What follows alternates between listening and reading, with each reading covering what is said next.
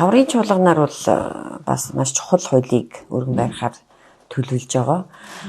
Тэрний юу гэвэл сонгогчдын саналыг худалдаа авахын эсрэг хууль гээд энэ хуулийн дээр ажиллаж байгаа. Ерөнхийдөө бол үзэл баримтлал хуулийн төсөл бол бараг гарцсан.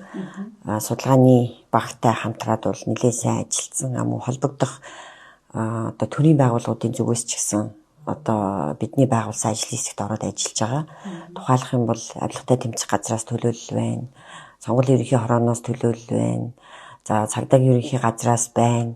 За мэдээж одоо мэргэжлийн улс төр судлаачид Монгол Улсын их сургуулийн эрдэмтэн докторууд байна. За төрийн бус байгууллагууд болох иргэний одоо нийгмийн байгууллагууд болох нээлттэй нийгэм форум байна гэд ингээд олон хуульчид байна гэд нэлээ өргөн бүрэлдэхүүнтэй нэлээ хариуцлагатай сууж ажиллаж байгаа.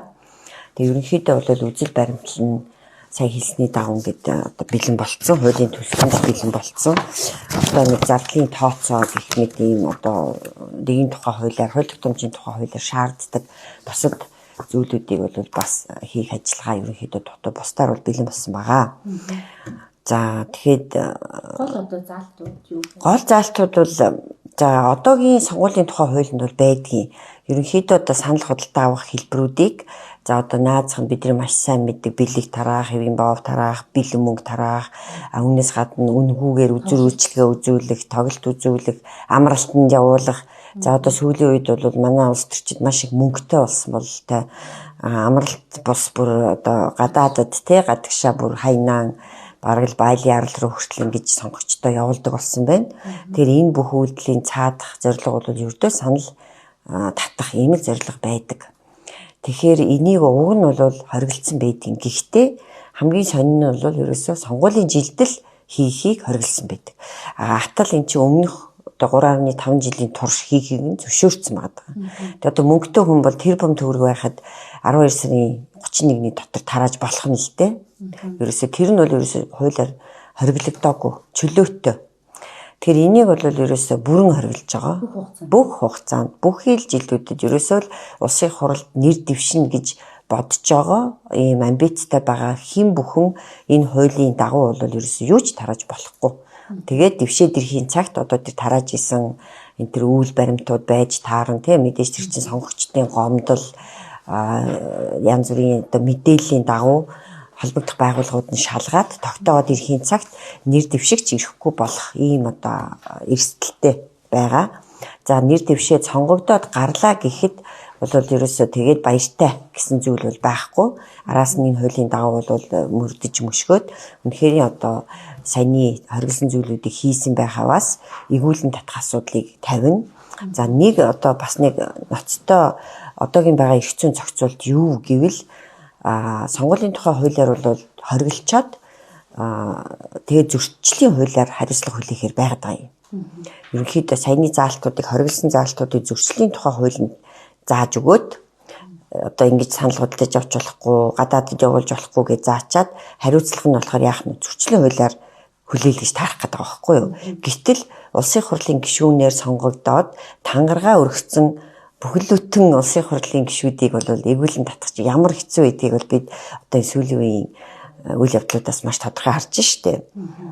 Тэр бүхэл эрүүгийн гэмт хэрэг үйлдсэн нь одоо бас тодорхой одоо баримтуудаар одоо нотлогдож байгаа юм шиг одоогор бид мэдэхгүй байна л да. Гэхдээ ямар ч байсан нотлох баримтуудыг ингээд өгөөд идэг авилгатай тэмцэх газарт тэгсэн мөртлөө прокуророос одоо улсын хурлын гишүүнээс нь төтгөлзүүлэх энэ саналыг оруулж ирэхгүй их удаж байна. Зарим тохиолдолд.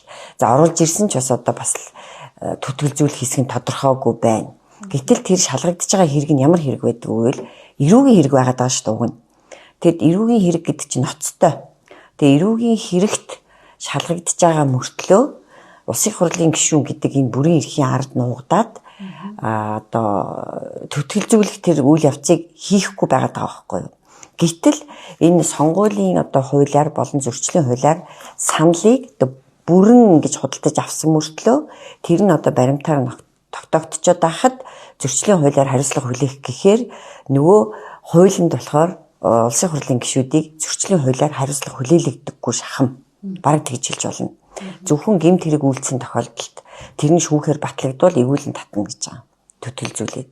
Тэгэхээр зөрчлийн одоо хуулиар ерөөсөө тэр чинь тэгээд юу н хөө хилцэх хугацаа 6 сар. Тэгээд дөнгөж ингээд сонгогдоод ингээд мөрдөн байцаалтын ажиллагаа явж явах зур яах нь нөгөө хөө хилцэх хугацаанд дуусна. Тэгээд ерөөсөө улсын хурлын гишүүдийг зөрчлийн тухай хуулиар хэрэг хүлээлгэх ямар ч амьдрал дээр боломжгүй юм байлээ. Тийм учраас энэ бүх одоо хоригдсан санал худалдаж авч байгаа хэлбэрүүдийг бүгдийг эрүүгийн хуулинд оруулна. Зөрчлийн тухай хуулиас гаргаад эрүүгийн хуульд оруулаад тэгжээж эн чинь өөрөө эрүүгийн гэмт хэрэг болж хувираад тэгээ эрүүгийн гэмт хэрэг болох юм бол одоо арай илүү ноцтой байх ёстой учраас нөгөө төтгөлзүүлээд игүүлэн татах асуудал бол явагдах магадaltaй гэж үзэж байгаа. Тэгэхээр гол одоо хариуцлагын тухай бол ийм заалт орж өөрчлөгдөж байгаа. За бас нэг чухал зүйл бол хувь нэр дэвшигчдийг л санал худалдан аваад байна гэж ойлгоод байдаг тийм үү олон нийт. Гэтэл үнэн хэрэгтээ эрх баригч нам саналыг бол ерөөсөө бүр маш ихээр худалдаж авдаг. Хамгийн тодорхой жишээ бол юу? Шинэ хоршоо хөдөлгөөн. Энэ бол ерөөсөө төрийн зүгээс за төр гэдэг чинь цаана хэн байх вэ гэдэг чинь эрх баригч нам одоо эрх баригч намын зүгээс нэр дэвшгийг санаарч байгаа улс төрчид байдаг.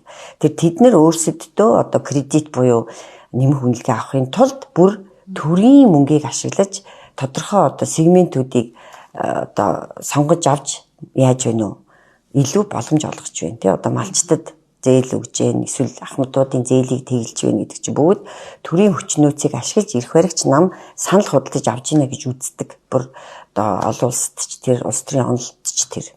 Тэгэхээр энийг бол бас хориглоно. Энэ бол маш чухал заалт болж орж ирж байгаа. Тэгэхээр ийм одоо цоошин гинтийн сюрпризүүдийг те сонгуулийн жилд хийхийг л хориглох хэрэгтэй байгаа. Тэгэхээр одоо нэгсэндээ ер нь бол бас төрийн албан хаагчдын цалинг сонгуул болохоос 1 сарын өмнө ч гэсэн нэмж байгаа нь өөрөө далд зорилго нь бол нөгөө сонгогчдын буюу төрийн албан хаагчдын саналыг татах гэсэн ийм л зорилго агуулгадж байдаг.